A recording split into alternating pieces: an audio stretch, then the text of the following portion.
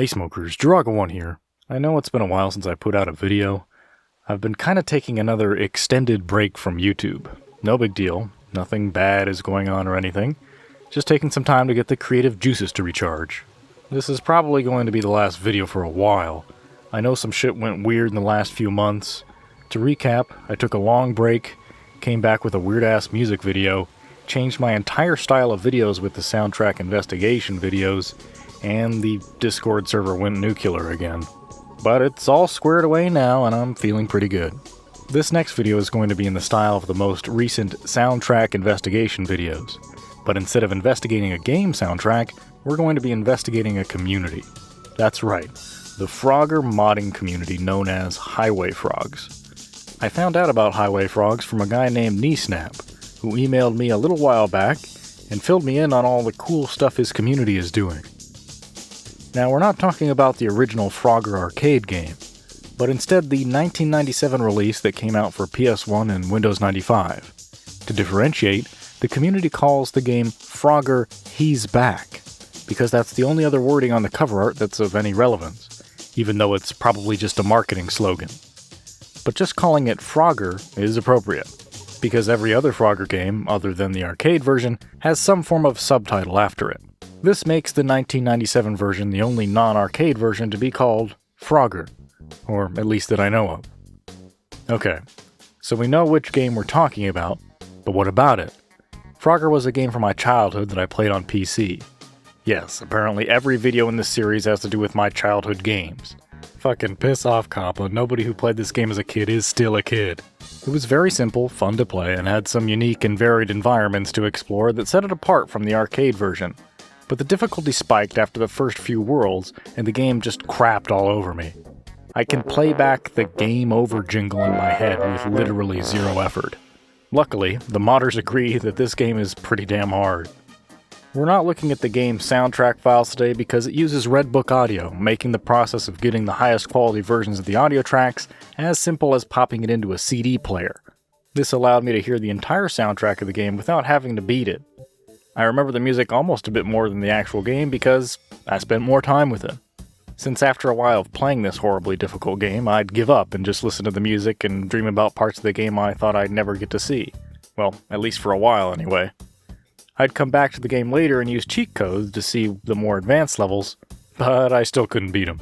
Fast forward to more recently, I played Frogger during the Windows 98 LAN party in 2014, and attempted to play it on ReactOS in 2016, but it didn't work. And now, in 2019, we're taking a much deeper look into the inner workings of Frogger. I was a little bit worried we weren't going to get this done by the end of the year, but here we are. This brings us to the modding community. Highway Frogs is a community dedicated to all things Frogger, and is at the forefront of Frogger modding and reverse engineering. Kneesnap and his community have worked for years on this ongoing project, and have created Froglord, the self-proclaimed ultimate Frogger modding tool. I worked with Kneesnap for several months going over all the details of the tool to give you the most accurate and in-depth look at it. Froglord is a Java-based GUI program which can load in Frogger's data files directly from the game directory. It does a lot of magic to open the files and extract the data, then presents you with the raw guts of Frogger.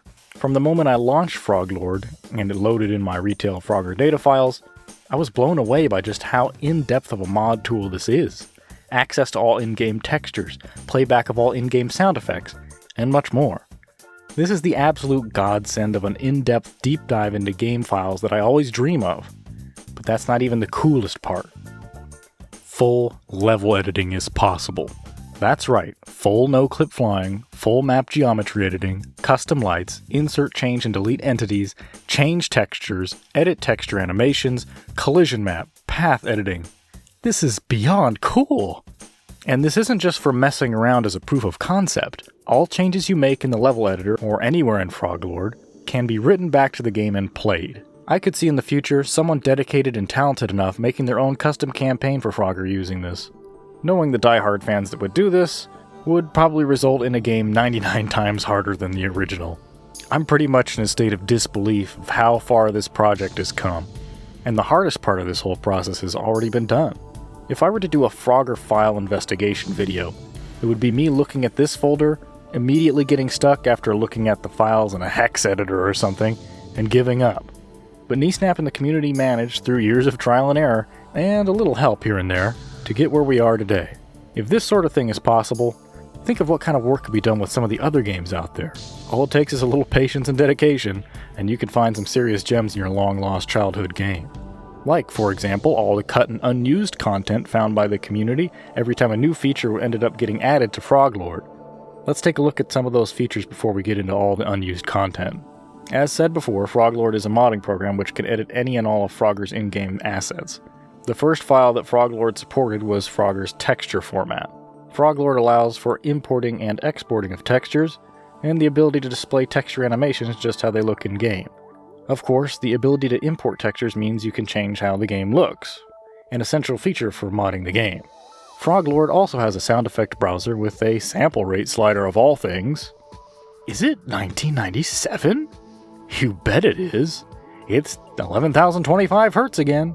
Exporting the sounds is a very welcome feature, but even more welcome is the import feature, which again can be used to replace sounds if desired for some crazy modding fun. Another unexpected feature is a way to modify the gameplay demos that start playing after sitting idle at the main menu. You can adjust the list of buttons the game presses in sequence to make Frogger move during the demo. This is pretty rudimentary as the timing is based on frames, so it could take a lot of trial and error to make Frogger play through a whole level if that's what tickles your fancy.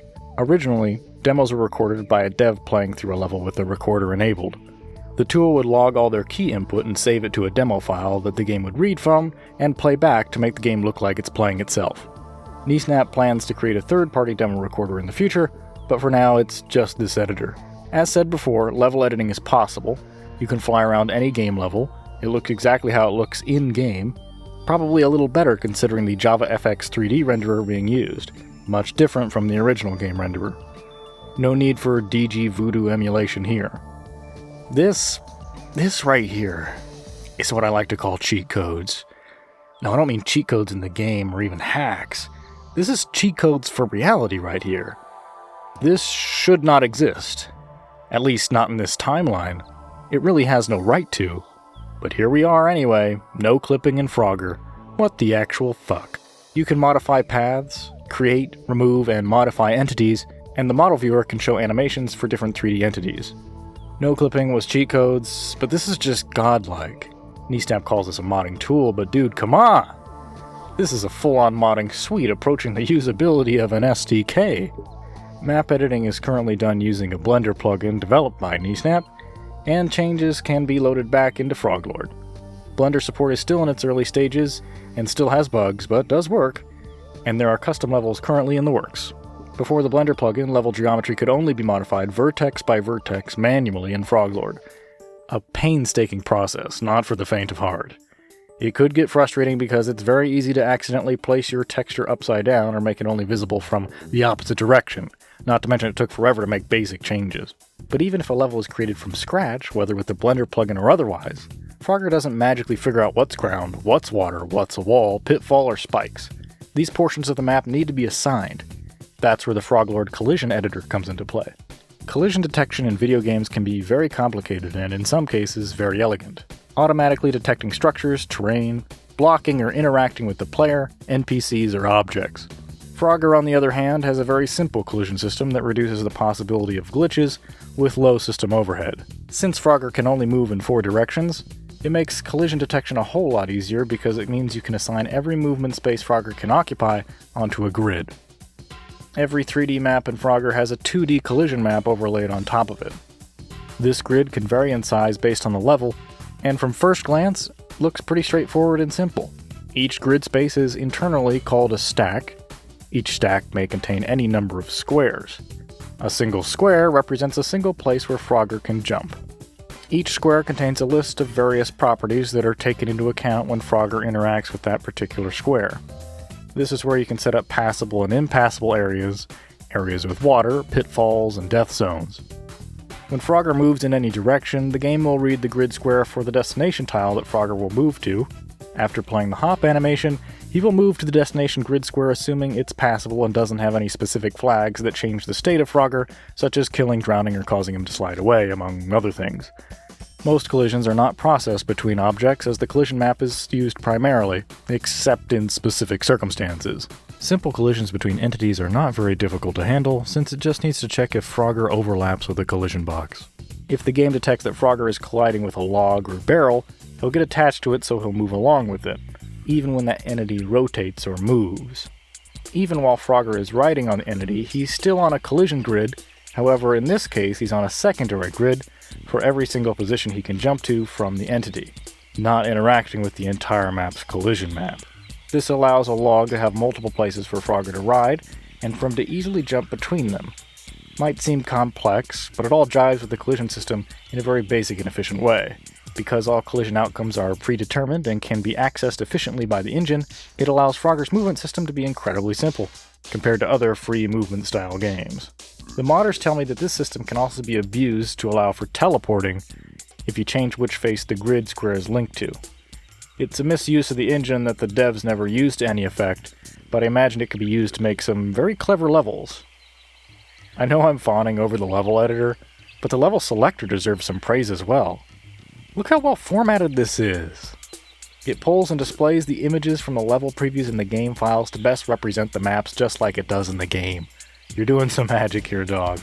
Frogger's in-game models, such as cars, logs, and barrels, as well as entire maps, can be exported to 3D formats such as OBJ and MM3D using Froglord.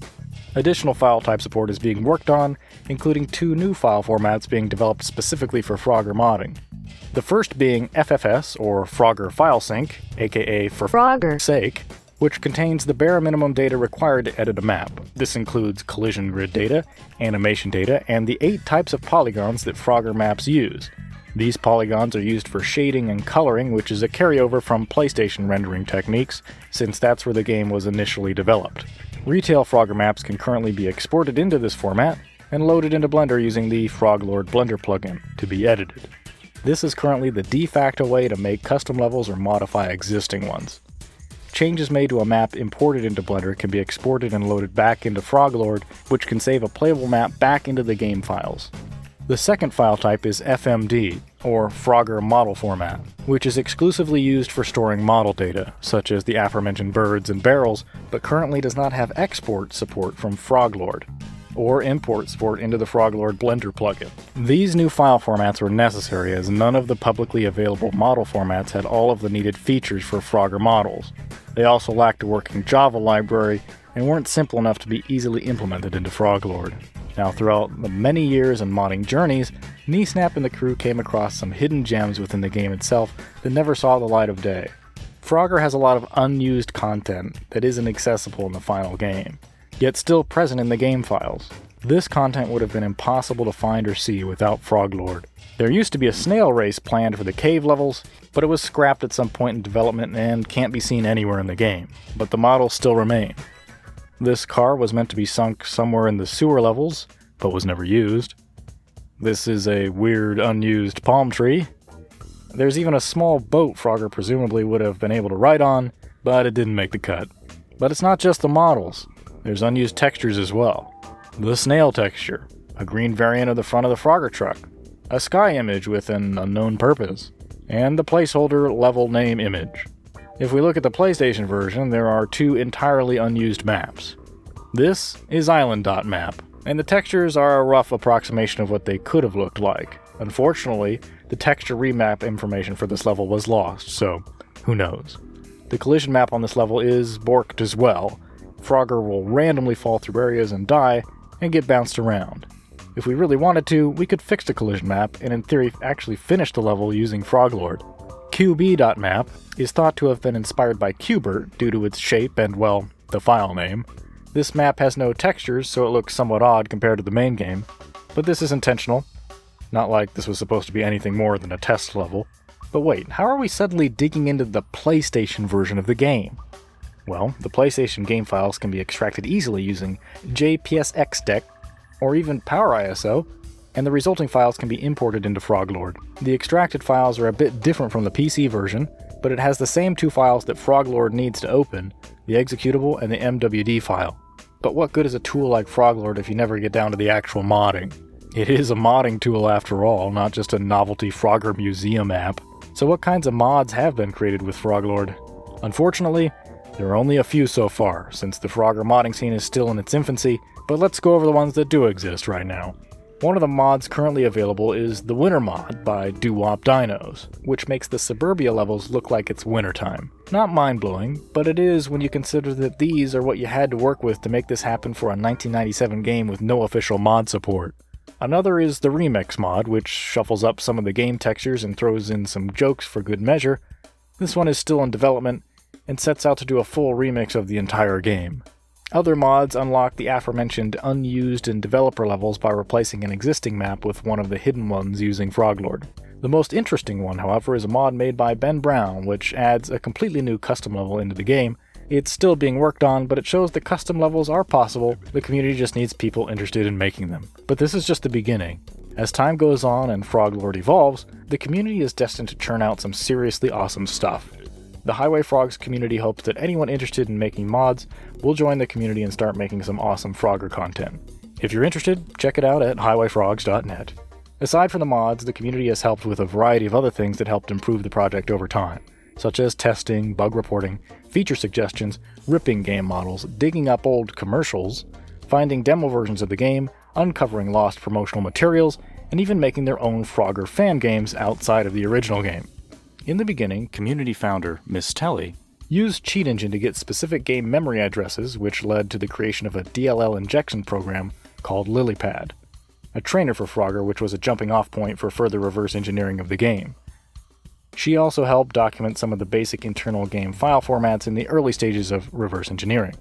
Zentak's 4 members Aloigi and Chakotay 2 helped provide initial information and tools needed to get started with reverse engineering. But it's not just random folks across the internet that have thrown in to lend a hand with the Frogger modding effort.